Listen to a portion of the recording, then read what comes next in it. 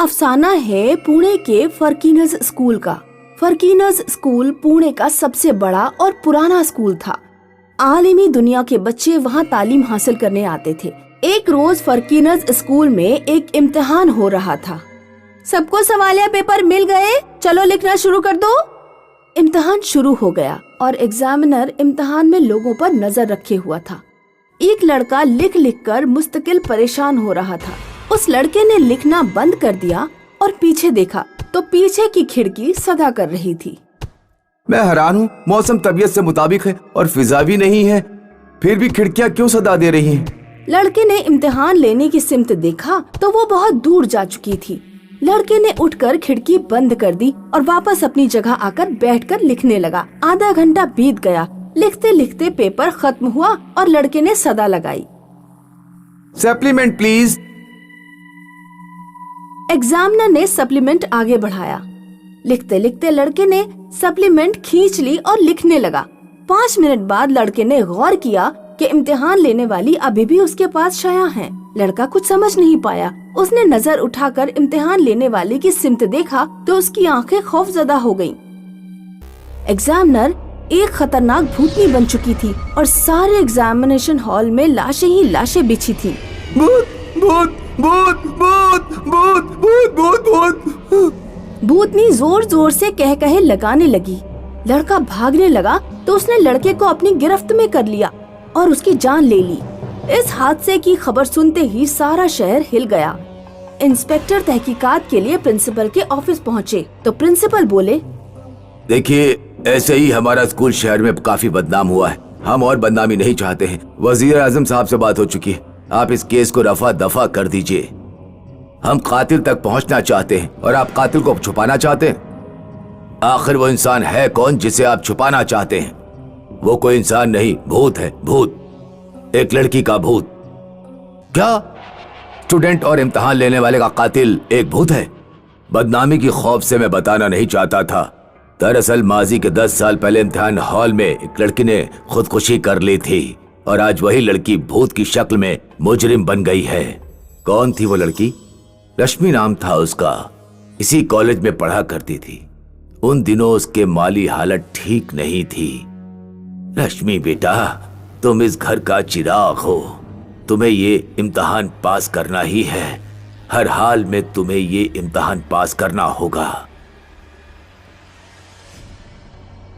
बाबा जान की बात मानकर रश्मि इम्तिहान देने के लिए बैठ गई, लेकिन सवालिया पेपर देखते ही उसका सिर चकरा गया। कुछ देर बैठी सोचती रही और फिर लिखना शुरू कर दिया।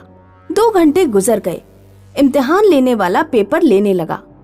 सर, ये लीजिए मेरा पेपर। तुम 2 मिनट साइड में खड़ी रहो। सारे बच्चे इम्तिहान लेने वाले को पेपर देकर चले गए। रश्मि पेपर लेकर कोने में खड़ी रही।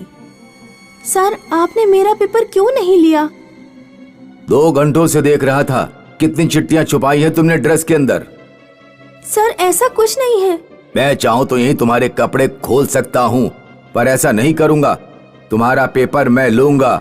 रात को पेपर लेकर तुम घर आ जाना। ऐसा कहकर एग्जामिनर चला गया और रश्मि ने एग्जामिनेशन हॉल में फांसी लगा ली। कुछ लम्हे गुजरने के बाद उस दिन वही एग्जामिनर उसी एग्जामिनेशन हॉल में एग्जाम ले रहा था। सारा हॉल खाली था, बस एक लड़की नजर आ रही थी। बेटा जल्दी करो, टाइम खत्म होने वाला है। लड़की तेजी से लिख रही थी कि अचानक उसकी पेंसिल नीचे गिर गई। तुम लिखो, मैं उठाता हूँ। एग्जामिनर पेंसिल लेने के लिए नीचे झुका तो उसकी नजर लड़की के पैरों पर पड़ी। वो बिल्कुल उल्टे थे। एग्जामिनर कांपता कांपता खड़ा हो गया तो उसके सामने रश्मि बैठी थी। रश्मि का भूत सामने देखकर एग्जामिनर की हालत बुरी तरह खराब हो गई। तुम तो मर चुकी हो। हाँ, मैं मर चुकी हूँ। बदला लेने आई हूँ। तूने मारा है मुझे। उस दिन थोड़ा रहम दिखाता तो मुझे मरना ना पड़ता। अब तू भी नहीं बचेगा, कोई नहीं बचेगा। जान बचाने के लिए एग्जामिनर दरवाजे की सिमत भागा तो दरवाजा अपने आप बंद हो गया। अरे कोई है, खोलो, दरवाजा खोलो, मेरी मदद करो। मैं भी देखती हूँ कि तुम्हें कौन बचाने आता है। रश्मि ने हाथों का इशारा किया और एग्जामिनर को पीछे घसीटा। मुझे माफ कर दो, छोड़ दो मुझे, छोड़ दो, मुझे माफ कर दो। रश्मि ने उसे फिजा में ऊपर उठाया। अब मैं तुम्हें फांसी का मजा दूंगी। एग्जामिनर गला छुड़ाने की कश्मकश में लगा और वो तड़प तड़प कर मर गया। कहिए, क्या आप उस भूत को अरेस्ट कर पाएंगे? यह हमारे बस की बात नहीं है। शुक्रिया, चलता हूं मैं।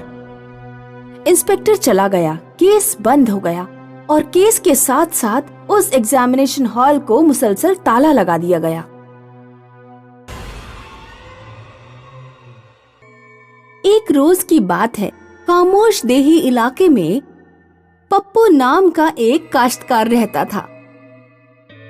शब में पप्पू और उसकी शरीके हयात सोने के पहले खूब गुफ्तगू करते। तुमने सुना, रामकली को नहर किनारे खबीस ने पकड़ लिया था। बड़ी मुश्किलों से छूट पाई। दीनदयाल ने दुआ पढ़ी थी, तब से उसे सुकून है। अभी भी उसे दौरे आ रहे हैं। अरे ये खबीस अबीस कुछ नहीं है हमारे दही इलाके में। देही वालों को तो बस चुगल मस्ती और खिल्ली के लिए कोई बहाना चाहिए। और वो रामकली सारा खेल दीनदयाल से निकाह करने के लिए करती है। शैतान की बातें छोड़ो और ये बताओ, तुमने अचार डाला या नहीं? नहीं, मैं भूल गई। देही इलाके की खवातीनों से गुफ्तगू करने से फुर्सत मिले तभी तो कुछ करोगी। कल मैं बाहर से ही अचार खरीद कर लाऊंगा। अलबत्ता कुछ तबीयत खट्टा खाने के लिए मचल रही है। अगले दिन पप्पू पूरे दिन ज़रात में काम करता रहा। उसे अचार का शुमार ही नहीं आया। शब में जब वो घर लौट रहा था, उसने कहीं एक खवातीन की सदा सुनी। अचार वाली, अचार ले लो, आम का अचार, नींबू का अचार, मिर्च का अचार। अरे मैं तो भूल ही गया था, मुझे अचार खरीदना था। ये सदा कहाँ से आ रही है? आसपास तो कोई नजर नहीं आ रहा है। पप्पू ने ऊपर की जानिब देखा। एक खवातीन दरख्त पर बैठी अचार फरोख्त कर रही थी।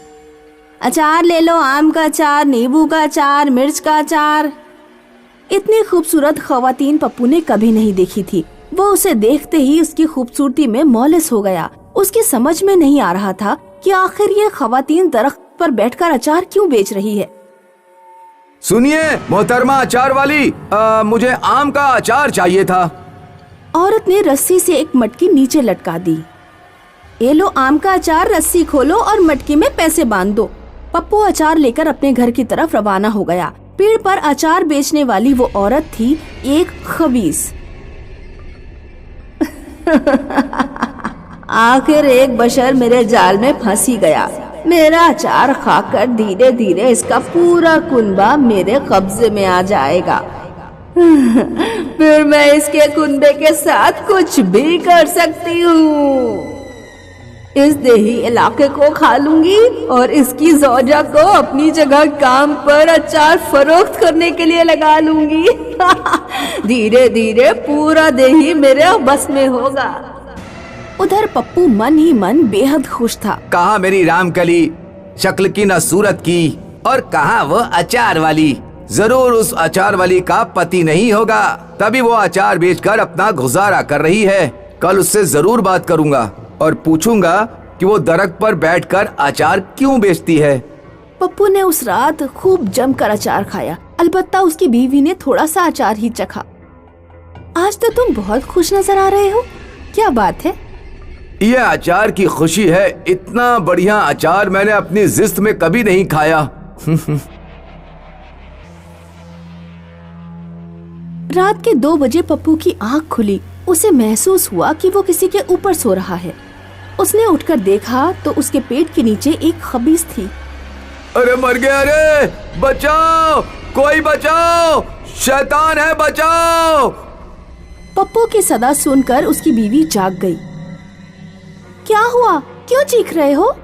मैंने अपने बिस्तर पर एक चुड़ैल देखी, मैं उसी के ऊपर सो रहा था। ज्यादा अचार खाकर तुम्हारा दिमाग खराब हो गया है। मुझे तो यहाँ कोई चुड़ैल नहीं दिख रही। चुपचाप सो जाओ, मेरी नींद खराब मत करो, वरना सुबह नाश्ता नहीं बना के दूंगी। पप्पू की बीवी सुबह अंधेरे ही उठ जाती। उस दिन भी वो 5 बजे ही उठ गई। उस वक्त भी अंधेरा था।